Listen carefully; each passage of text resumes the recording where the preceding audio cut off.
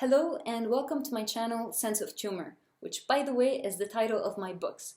If you're here, you're probably here for a good reason, so make sure to check out my other videos to better understand me and my story. In this campaign, Taming Cancer, I will be taking you on a multidimensional ride. We will be seeing cancer from different perspectives, which I'm hoping will turn cancer into a more acceptable topic of conversation and will better prepare people out there to face the possible challenges of life. My first guest is a highly reputable doctor from Beirut, Lebanon. Dr. Noun is a pediatric hematologist oncologist, which means he's the one who treats children with cancer. Have you ever wondered how a child receives or perceives the news of a cancer diagnosis? Let's find out. Hello, Dr. Noun. Thank you so much Hello. for joining me today. It's a pleasure, specifically this week and around the Childhood International Cancer Day. It's very important to talk about this subject. Yeah, so I understand you are you began your career as a pediatrician, and then you chose to pursue your passion in oncology. Is that correct? You know, I started with pediatric studies and residency. 3 to 4 years, we have to do pediatric, general pediatrics, and started in Lebanon then and continued in France. And during my residency, I had a passion for the childhood cancer units and how these children are suffering. And so I chose my fellowship as pediatric hematology oncology. Wow, this you must be so brave. Like I can't imagine.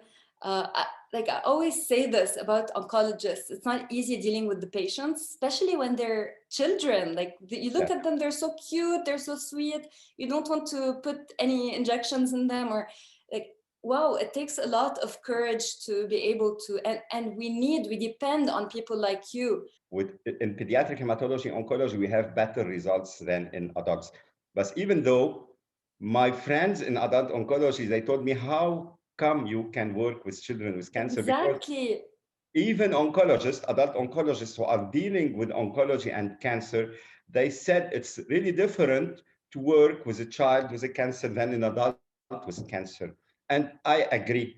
With time, I feel that really it's hard.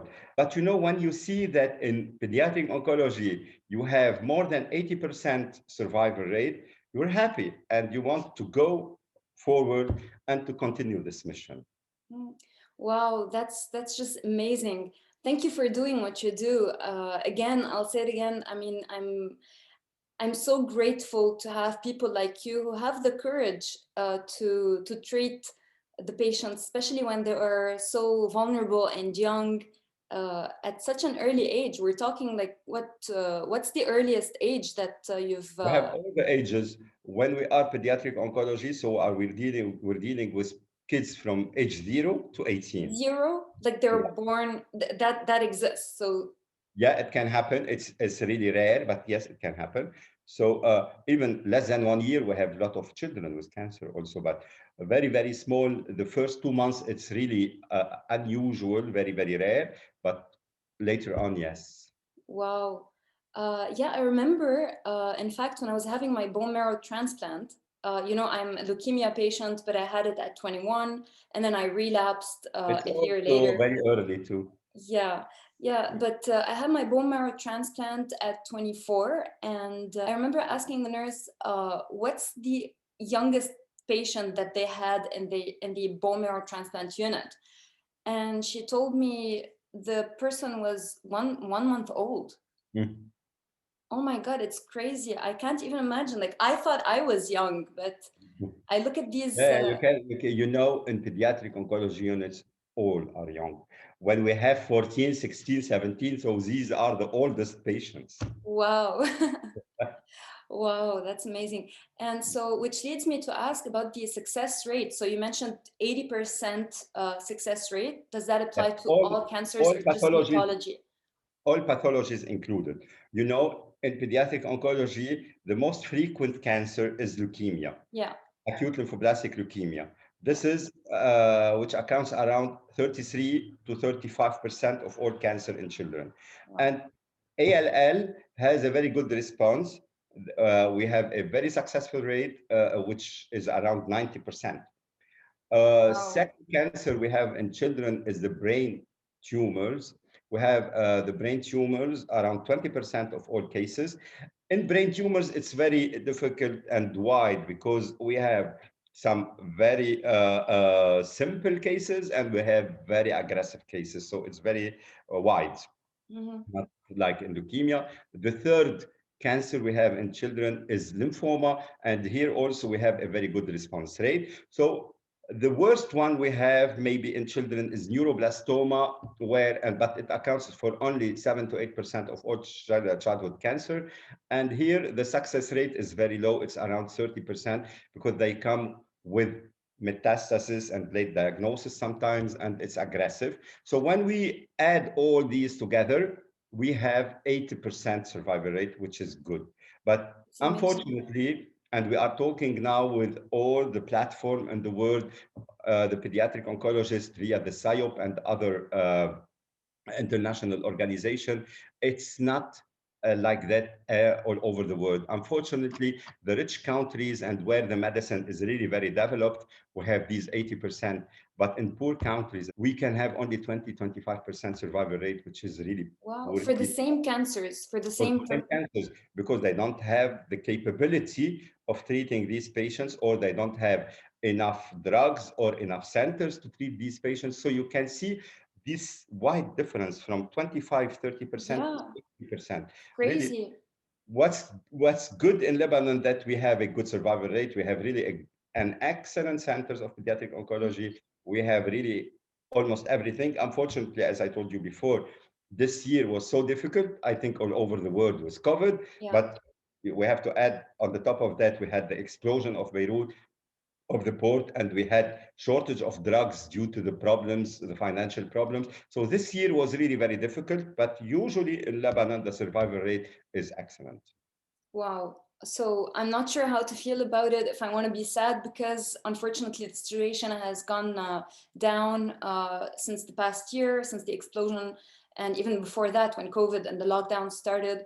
Or if I want to feel fortunate enough to come from a country that has managed, even though it's a third world country, it managed to have all these developing technologies. See, we have many diagnostic centers. They are on the top notch, and we have Yeah, really great things. But we hope that we will continue in this field like that, because really now all the people are becoming poorer due to the financial problem, the big financial problem.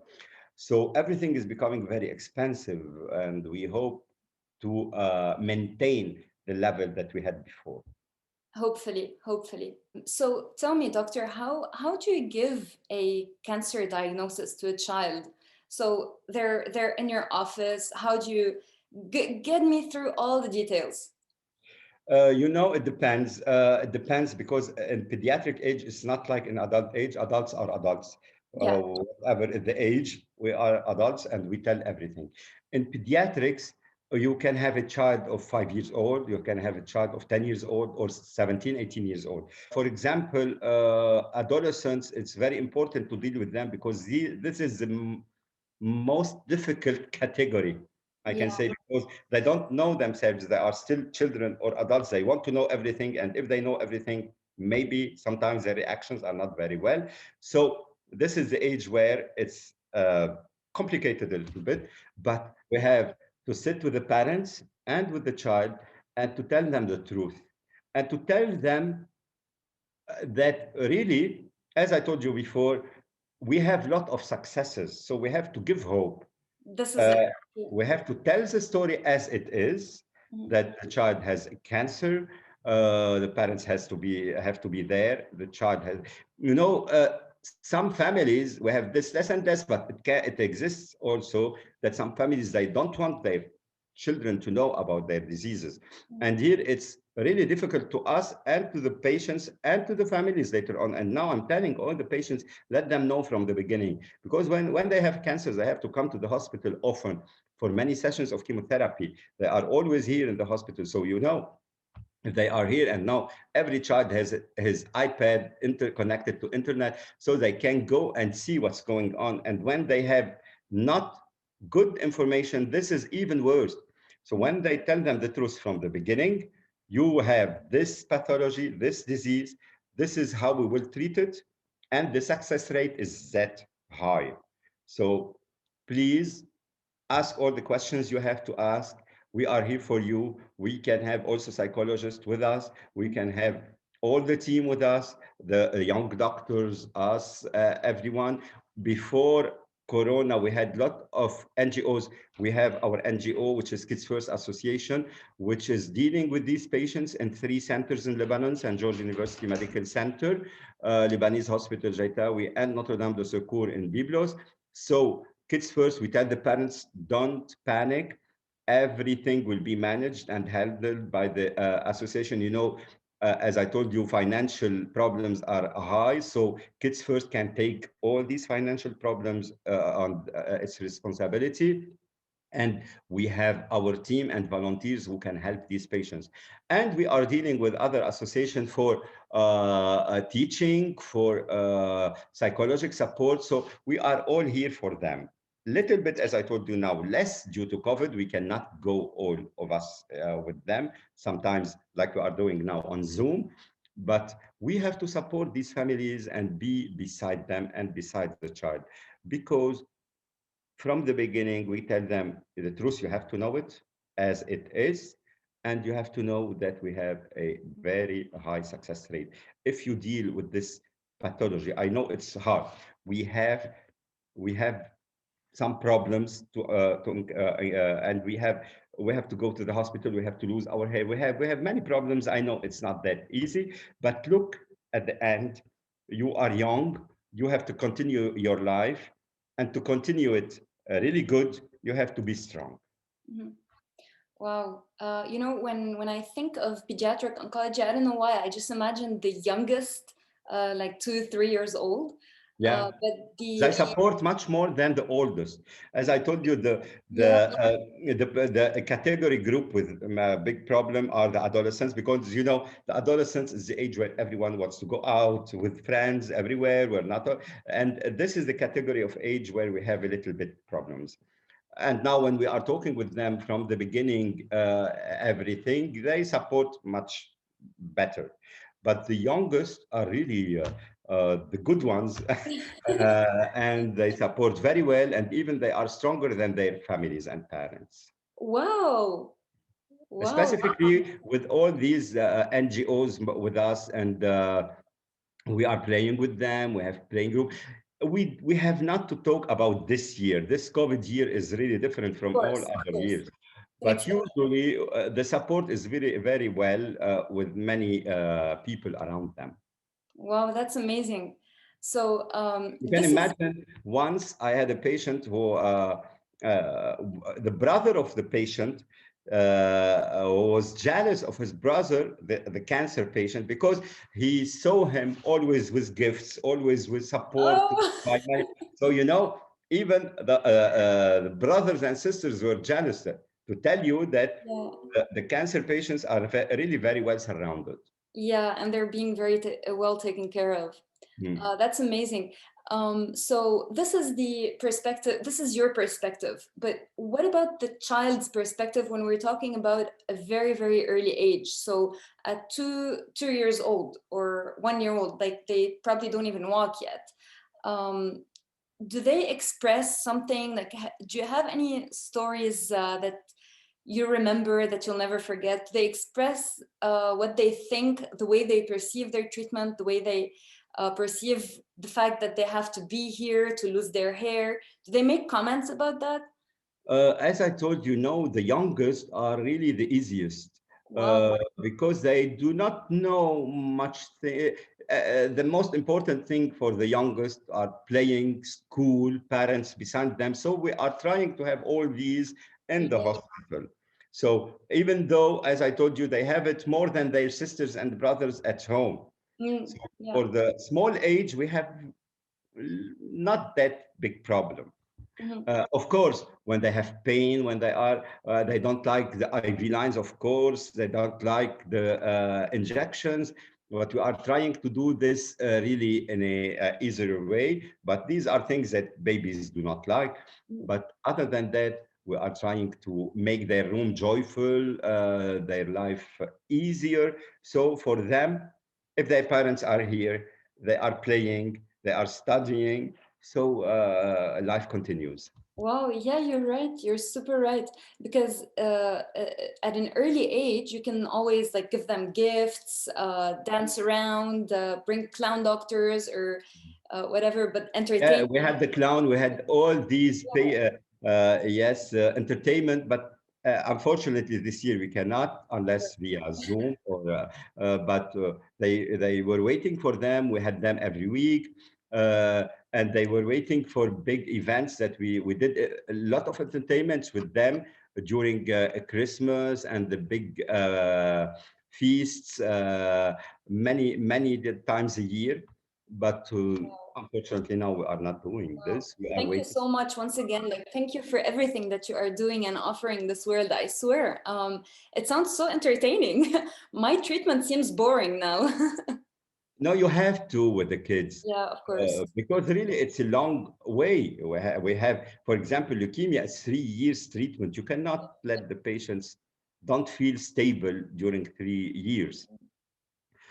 But hopefully we will have these back because, yeah, I can see that now we cannot do all this. If you wanted to compare the prognosis from 10 years ago. With this frontline treatment for most of our pathologies, we have this 75% survival rate since more than 25 years. We have now new technologies and advanced in treatment for relapses or second line treatment, not too much in the first line treatment. But as I told you, unfortunately, it's not equal all around the world. Yeah, For, yeah, you have countries where this is still so far, and you have countries where we have 80%. But the 80% or 75%, we have it since more than 25 years. wow, I would not have known because cancer is such a big deal. Like, I don't understand why. I know, okay, I've been there, I've been through the pain of cancer and everything associated with, but I don't understand why it's such a taboo. Some people don't even pronounce the word cancer. Yeah, you still have And, people like that, and and you have fighters like you who wants to talk and to give hope to people. Now, for example, as I told you, for the Childhood Cancer Day, I have seen on social media many of my patients who already finished their treatment, and they are posting, "Look at us, we are yes, very well, we have finished, amazing, and we are fighters, and we are good. So have hope." So amazing. so people like these people who give hope, this is very important because cancer can, everyone can have it. We don't know who. Exactly. Nobody is So immune. Yeah, yeah, so it has to be easier for people when it comes to their home. So if we have people like you, like my patients who are now posting everywhere that look at us, we are great. This is easier for someone newly diagnosed who will exactly. have the diagnosis, and uh, uh, uh, it will be easier to support. Exactly. This is why it's very important to understand that the success rate is very high, that the Yeah. treatments, there's always new technology, new medication, new And for protocols. this reason, now we're on YouTube, and I think many are listening to us and seeing us. We are so happy, as you said in the beginning, that in Lebanon, a poor country, a third world country, maybe in a region where not everything is easy, we achieved a very good success rate years ago. We don't want to lose this now due to the financial problems, due to the explosion, due to security. So we reached really, the medicine was really very high here, and we don't want to lose this. Unfortunately, we are afraid of losing it due to all these problems, actually. So, what would you suggest, Dr. Noon? What would you say if anybody is listening who could be of help?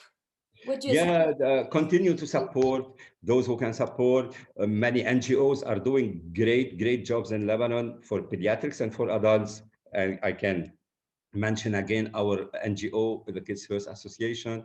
We are helping all the patients financially. So to continue, we have to be strong ourselves. I really hope the situation gets better, improves very fast, so that you guys could be able to continue doing what you're doing on that high of a standard. Because honestly, I was treated in Lebanon, and if I had to do it all over again, I would do it exactly where I did. I would not change anything. Because I saw how supportive everyone was, the medical team, the staff, the nurses, everyone was just so uh, passionate about what they do. They'd walk into my room. I could hear them speak with me, like, "Good morning, Raquel," before even opening the door. Yeah, yeah. This takes a lot of energy and Yeah, we have good positivity. So, relationships between yes. the staff and the people and the families and the patients. But yeah, we hope that this will continue because this is Yeah. very important. And the doctors are amazing. You Thank guys, you. I swear, I don't know how you do it, how you manage your time, your sleep schedule. You don't even have a sleep schedule, I think. Now, you know, for those who are listening to us and watching us from different countries, maybe they cannot imagine that in Lebanon, because in US, in Canada, in Europe, doctors have a schedule and then they go home. Yeah. In Lebanon, we So are true. 24 hours, 7 days a week. So Yep, we that's so are true. on our phone. For example, today it's Saturday afternoon in Lebanon. I was in the hospital. On Sundays, I have to go to the hospitals if I have problem. So we are called at any moment. So really, it's very difficult, very tough. So I don't know how we can handle all this. I don't know, really, I don't Good luck. Good luck know. for you to keep going. One last question to conclude this on a positive note. I'd like you to share with us a few moments or one special moment that you will always remember during your experience as a pediatric hematologist, oncologist, something you will never forget. One or two small things. You can see the piano behind me. I'm Yeah. a musician and top of doctor thing. So Well, okay. I did conservatoire and I was in the theater with the Rahbani. I did many things. Wow. And I have also my degree in singing from the conservatoire. Oh my So God, I didn't know I did that. all these while I was also in the medical school. Then I stopped for a long time. One of my patients, leukemia patients, his father is a very well-known producer in this field. So due to this patient, I came back to the music, and now we are doing songs with them in his studio for the Kids First Association and for the patients with cancer. This is one No story. way. Yeah. Wow, that's amazing. And another Wow. story, when I was in France, and as I told you, I started in pediatrics and then I continued my degree in pediatric oncology. And one of my first patients, I had a very small baby, 11 months old. And she was so sweet. And I was very attached to her, really. And unfortunately, she had a bad leukemia and she died. Her name was Celia. And this name, I didn't knew it before. I didn't know it before. And it's not very common in Lebanon. And because I was really very attached to this baby and her name stuck in my mind, when I have my second daughter, I chose her the name Celia. Oh my God. And Wow. That's so sweet. This is such a beautiful story. Wow. I'm so happy to have had this little conversation with you today. thank you. No, if there's anything that you could say to bring people to support, whether Kids First or generally the patients in Lebanon, Yeah, how can they you reach know, out? I want to tell you also a story about the courageous patients we have. The day of the blast on August 4th, in St. George Hospital, the University Medical Center, I am the chairman of this unit. St. George is really in front of the port, Yeah. and we are on the ninth floor with a great view to the port. And we were so happy to have this view. The parents and the patients had a big window to look to the sea and the port. It was a blessing before, and then it was a nightmare the day of the blast. Our patients who were there, really, they are after the blast. They supported each other. Even the patients, a child, 9-year-old child, his mother was in coma. He took her out of the room and took her 9 floors down. Other patients, they supported each other. One patient, Gemma, she had a lymphoma. She saw his father dying in front of her, but really she supported her mother and the others. Really, it was a disaster, but at the time, how they supported each other, really, it was amazing. We are hoping that soon the pediatric oncology unit in St. George will be rebuilt again with a new concept and will be shining again. And I hope this also to all the hospitals who suffered during the blast. I really hope to see you back on your feet, and the entire country to be doing better in every single way, financially, politically, in every aspect. I really hope it improves because there's so much potential there, and especially when it comes to the medical system. To be honest, I've tried different ones, and the medical system in Lebanon, honestly, not because I was born there, but because it really is a high standard. The devotion the doctors and the medical field in Lebanon have toward their patients is really amazing with very good results. Let's just hope that everything will be back on track because you guys deserve the best. I swear, I remember when, like, even after midnight, if I wanted to just pick up my phone and I needed to speak with my doctor, he's always there. Like, he answers.